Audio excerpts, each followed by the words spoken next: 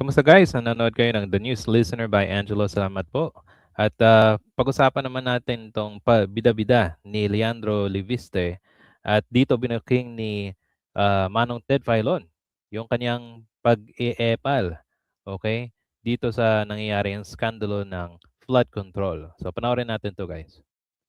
Dahil siya ay nanawagan na isa publiko ko, pwede kong banggitin ang insertions niya. Ito po ay si Bicol Saro Party List Representative Terry Redon. Just to give that one little example, kasi nanawagan naman si Kong Redon na ilabas ang listahan. Okay. But I'd like to remind the good gentleman. Oh, ito. Nakakatawa to kasi parang, nang sinabihan siya, okay, kumbaga wala lang.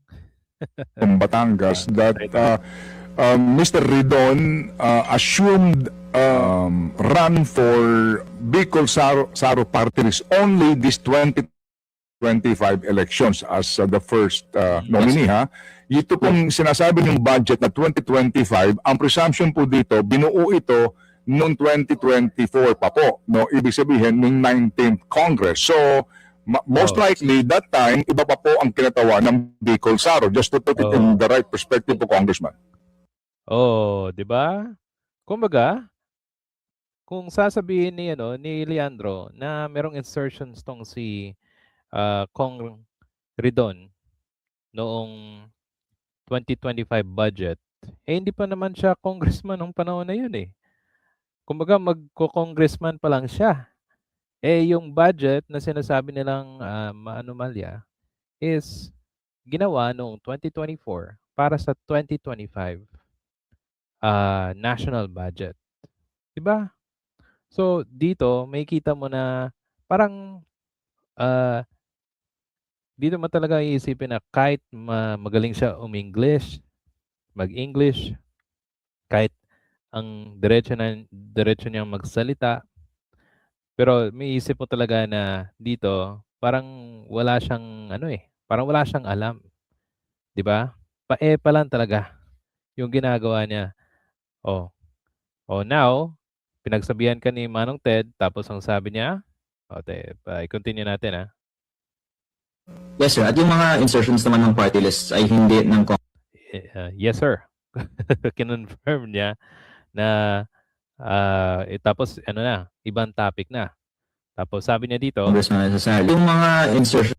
okay. So sinabi niya not necessarily yung congressman, yung party list daw. Siyempre, nung panahon na hindi pa congressman si Congressman Ridon, iba naman yung kinatawan ng Saro Bicol Party List, 'di ba? So sana naman congressman ka naman, nag-aaral ka naman ng mabuti, meron kang company na solar, dapat alam mo yung mga facts mo.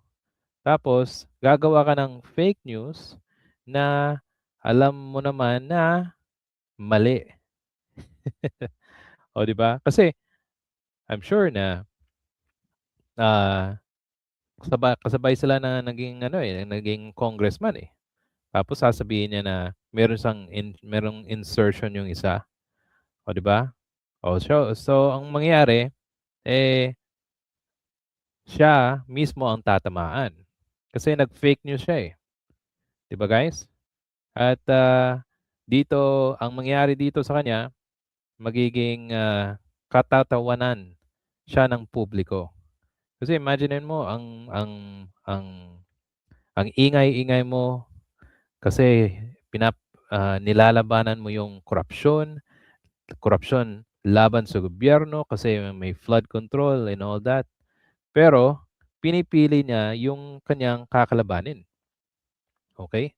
At yung mga kalaban niya kalaban din ng kanyang poon. Okay? At bakit kung sinabing meron siyang poon? Yung mga kasabay niya halos sinusuportahan yung mga Maka Duterte. Okay? Klarong-klaro 'yan, guys. Kahit tingnan niyo pa, kita mo sinuportahan niya si si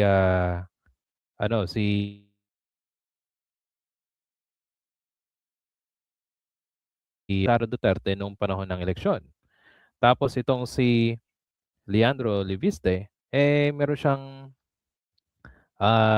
kung natatandaan ko, meron siyang ginawang solar panel na nandun ang mukha ni Duterte.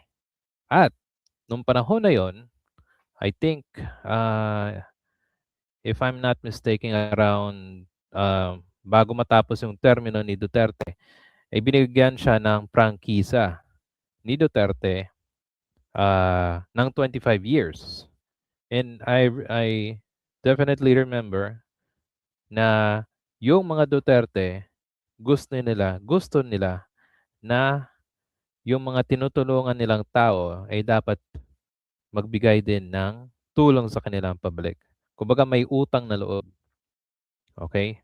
At kasi binigyan siya ng 'di ba? Binigyan siya ng prangkisa, 'di ba? Malaking tulong na 'yon. At pag imagine niyo siya mismo ay may ginawa siyang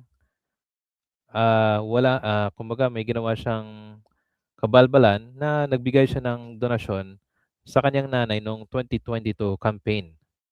Okay? So siya mismo tainted din ng korupsyon, 'di ba? Meron din nagsasabi na yung mga solar na doon sa kanyang distrito ay overpriced daw. Okay? At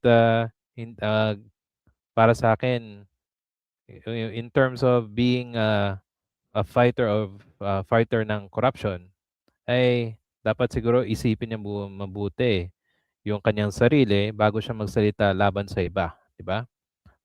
Kung ang kanyang facts ay wrong, sana bago siya magsalita, wag muna siyang isipin niya muna. Okay, guys? Now, anong sagot ni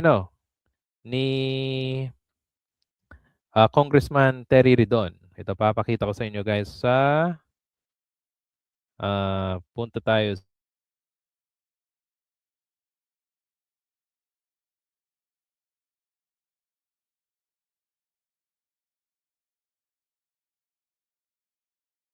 sa, hold on.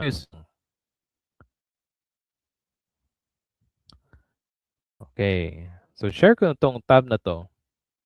Ito, sabi dito, hinamon ni Bicol Saro, Representative Terry Ridon, si Batangas, Representative Leandro Leviste, na ilabas ang umano'y hawak niyang project proponents.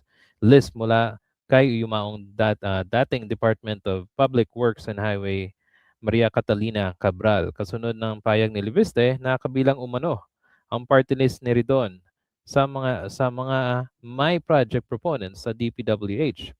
Batay sa document na iniwan ni Cabral. Tanggapin niya muna na nagsisinungaling at nag-fake news siya na may insertions ako para sa 2025 budget bago siya gumawa ng bagong kwento. Okay, klarong-klaro. Kasi hindi pa nga pareho lang silang naging congressman sa Kongreso. Paano nagkaroon siya ng di ba?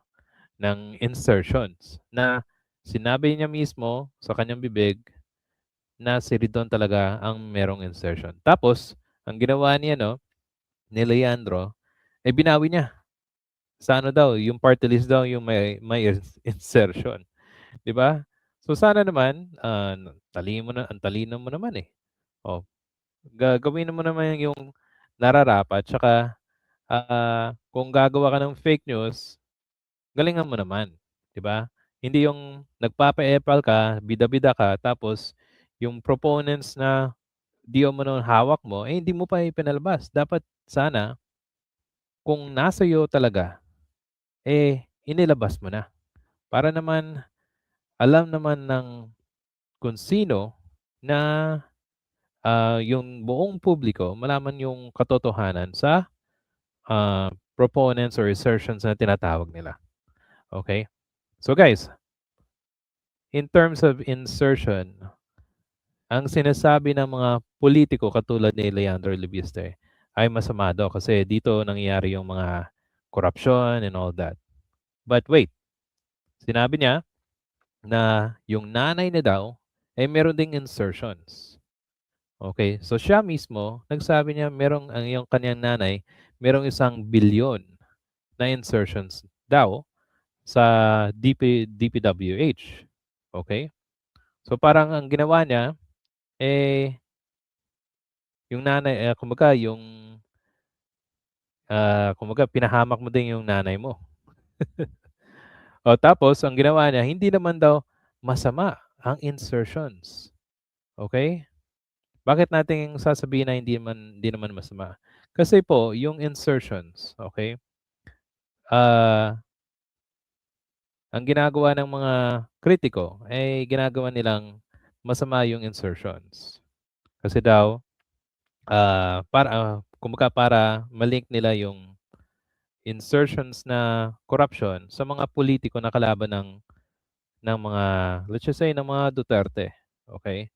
But to be frank, ang insertions, okay, pakita ko sa inyo guys, ay hindi naman masama. Oh, yan ang sinabi niya, no, so, sinabi niya, no, na hindi naman daw masama. Siyempre, hindi naman masama. Kasi amendments yan, eh. Pwede siyang i-amend kung meron kang gustong i-change, okay? At dapat yan gawin doon sa budget deliberation. Pero, nangyari yung bad insertions or sa corruption noong 2025 nang hindi pa binuksan yung BICAM.